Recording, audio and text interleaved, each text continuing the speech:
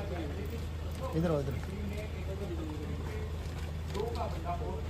इधर आओ भाई, इधर आओ यार।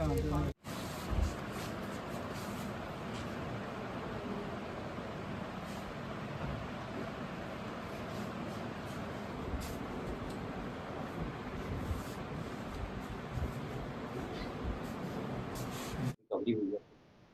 जैसा कि आप सब देख रहे हैं, 22 को हमारे पास एक कंप्लेंट आती है। कंप्लेंट जो है वो गोगा ज्वेलर्स कठुआ के मालिक हैं। वो बताते हैं कि एक शख्स जिसका नाम बाद में लगा पता ब्रिज राज सिंह, और दो और उसके साथ दो उसके साथी थे, उसकी दुकान पे आते हैं। ब्रिज राज सिंह जो है वो उन दुकान में अकेला अंदर आता है, और जो साथी उसके हैं वो बाहर गाड़ी में वेट करते हैं। वो उनको कहते हैं कि हमारे पास कुछ सोने के आभूषण हैं जिनको हम आपको सेल करना चाहते हैं किसी निजी जरूरत के कारणों से। तो ज्वेलर्स कहते हैं ठीक है कि हम इसको परख के देख के तो आपको जो भी पैसा बनता दे देंगे। वो जब इसको अपनी हेलमार्क मशीन पे चेक करते हैं तो पाते हैं कि हेलमार्क मशीन कह रही है कि सोना जो है बिल्कुल सही है, ओरिजिनल। पैसा देने के बाद जब उनकी होती है आपस में तय, वो पैसा देने के बाद पहले पहले एक बार फिर से उनको मन लगता है कि वो जांच कर ली जाए, और जब अपने ट्रेडिशनल मेथड से जांच करते हैं तो लगता है कि ये सोना जो है असली नहीं है। जैसे उस व्यक्ति की तरफ मुड़ते हैं वो व्यक्ति उनको देख के भाग जाता है। इस बात को ध्यान रखते हुए वो हमारे पास आते हैं और अपनी एक कंप्लेंट लॉन्च करते हैं कि ऐसा तो उनके साथ एक हादसा होते होते रह गया। क्योंकि मामला काफ़ी गंभीर था और ये एक सोने की फेक सोने को बेचने की वारदात में शामिल था, और इससे पहले भी इस तरह के काफ़ी घटनाएं हमारे कठुआ, जम्मू और हमारे साथ वाले जो प्रदेश राज्य हैं वहाँ पे हो चुकी हैं। पुलिस ने इसको सीरियसली लेते हुए इसमें case F I number 459 225 under section 318 4 349/62 के तहत रजिस्टर किया, और कंप्लेंट को हमने रजिस्टर करके आईओ इंचार्ज पुलिस पोस्ट नागरी श्री रविंदर सिंह को दे दिया। एक जरूरी सूचना के आधार पर, लाइव इंफॉर्मेशन के आधार पे जब रविंदर सिंह दबिश मारते हैं पास के जाके हमारे फतेहपुर पंजाब एरिया में, तो वहाँ से वो उन तीनों शख्सों को अरेस्ट कर लेते हैं। अरेस्ट करके जब यहाँ लाया जाता है तो उनके शख्सों को यही आपके सामने जो नकली सोने का आभूषण पड़े हुए हैं जो उनसे रिकवर होते हैं। और बाद में जब उनसे पूछताछ की जाती है तो लगता है पता कि उन्होंने इस तरह की वारदात का अंजाम पठानकोट में, यूपी में, हिमाचल में और जगह भी किया है। और हमें अभी पंजाब पुलिस की तरफ से भी काफ़ी कॉन्टैक्ट आ रहे हैं, उनके भी काफ़ी वहाँ पे केसेस जो रजिस्टर्ड हुए हैं इसी तरह की वारदात के। वो भी चाहते हैं कि हम यहाँ पे आके इनसे फर्दर पूछताछ करें जो मामले उनके वहाँ पर रजिस्टर्ड हुए हैं उनके संदर्भ में।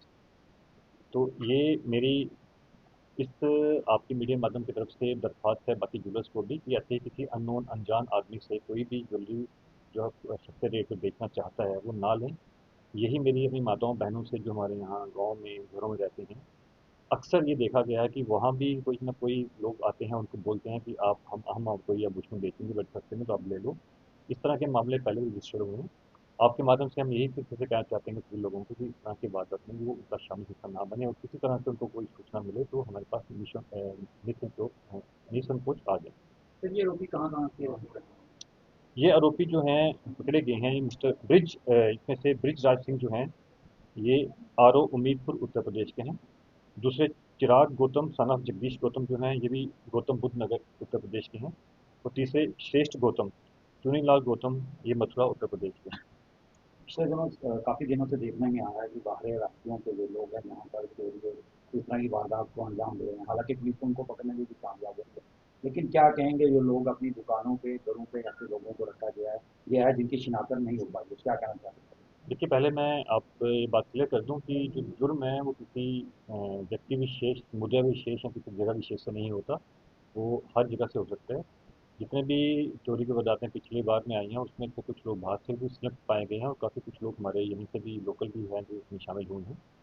तो दूसरा बात है ये है कि आपने जो आगे कहा कि इसमें वारदातों में चोरी जो हुई है उसमें पुलिस ने काफ़ी रिकवरी भी की हैं। जैसे अभी एक ट्रैक्टर हमने रिकवर किया, एक मोटरसाइकिल रिकवर किया, और इस तरह से बाकी हमारी कोशिश जारी है। इस साल में मेरे पास आंकड़े उपलब्ध नहीं है, लेकिन इस साल में हमने काफ़ी ज़्यादा रिकवरी की है और काफ़ी चोरों के चोरी के केसों को ब्रेक थ्रू किया है।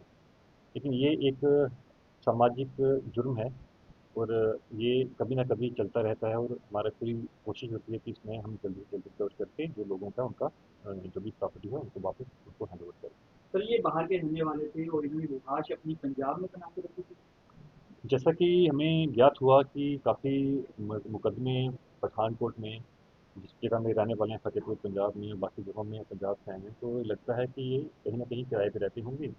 उसके बाद घटना को अंजाम देते होंगे और उसके पहले कि वहाँ की लोकल पुलिस को जो तलाशी उनकी धरपकड़ करे, वहाँ से निकल के कहीं और चले जाते हैं। कोई लोकल इंफॉर्मर भी हमारे यहाँ तो कोई ऐसा लोकल इंफॉर्मेशन नहीं नजर आया जो उनके साथ सच पाया गया। फिलहाल उनको हमने अरेस्ट किया, रिमांड दी है यहाँ अदालत से, और पूछताछ जारी है। जैसे भी कुछ होगा तो हम आपको शेयर कर देंगे। मेरा सवाल जनाब से ये था कि बाहरी राज्य के लोग कहीं दुकानों रेडी खड़ी पे जी। काम करते हैं, उनकी जो आइडेंटिफिकेशन है वो कहीं ना कहीं पुलिस के पास कहीं ज़्यादातर नहीं पहुंच पाती है। ऐसे लोगों को, ऐसे दुकानदारों को, ऐसे मकान मालिकों को क्या मैसेज है कठुआ पुलिस की तरफ मैसेज हमारा आपके माध्यम से यही है कि पहली बार बहुत बार ऑलरेडी पुलिस वाली मीटिंग के दौरान हम उससे गुजारिश कर चुके हैं। और इसमें पुलिस वेरिफिकेशन का एक मेथड होता है जिसमें कि जो भी आप किराएदार रखें, कोई आप पेइंग गेस्ट रखें, या कोई भी आप अपने दुकानों या शोरूम्स में जो भी आपने आप एम्प्लॉइज़ रखें, आप कृपया करके उनका पुलिस वेरिफिकेशन करवा लें। उनका जो डेटा, जो फॉर्मेट हमने ऑलरेडी हमारे पास रखा होता है, आप आएँ, वो फॉर्मेट ले जाएँ, उस फॉर्मेट को भरने के बाद हमें दे दें। हम अपनी तरफ से उनकी पुलिस के साथ संपर्क करके उनका पूरा वेरिफिकेशन करवाते हैं, और ऐसी कोई चीज़ पाई जाए तो हम आपको उस चीज़ का अवगत कर देंगे। क्योंकि ऐसा कि आप बिना पुलिस को बताए हुए रखेंगे, उसके बाद में वो चोरी या किसी और तरह की आपराधिक मामलों में शामिल पाए जाएँ, उसके बाद फिर हमें उनके लिए ढूँढना थोड़ा मुश्किल हो जाएगा।